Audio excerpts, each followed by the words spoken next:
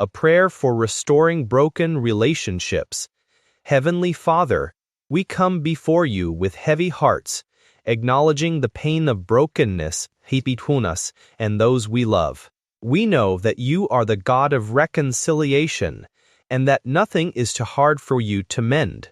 We lay down our pride, our hurt, and our need to be right at the foot of the cross. Today, we invite your Holy Spirit to move into the gaps where silence, anger, and misunderstanding have taken root.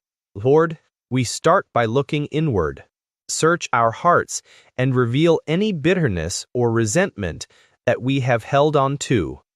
Give us the courage to admit our own faults and the humility to seek forgiveness where we have caused pain. Remove the scales from our eyes so we can see the situation through your lens of grace rather than our own perspective of offense. We lift up the person, to you now. We ask that you would soften their heart, just as you are softening ours. Break down the walls of protection and pride that have been built up. We pray against the spirit of division and discord that seeks to keep us apart. Let your peace, which passes all understanding, begin to settle the storm within both of us. Father, if there is an opportunity for conversation, let our words be seasoned with salt. Help us to speak truth in love, and more importantly, give us the ears to truly listen.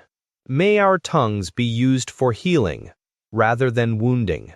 Let every word spoken from this moment forward be a brick in the bridge of restoration, rather than a stone thrown in anger. We choose today to release the debt of the past. We forgive because you first forgave us.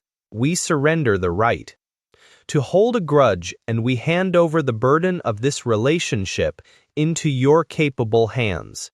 We trust that you are working behind the scenes, even when we cannot see it, to bring beauty out of these ashes. Lord, we ask for patience. Restoration is often a journey, not a single moment. Help us to trust your perfect timing.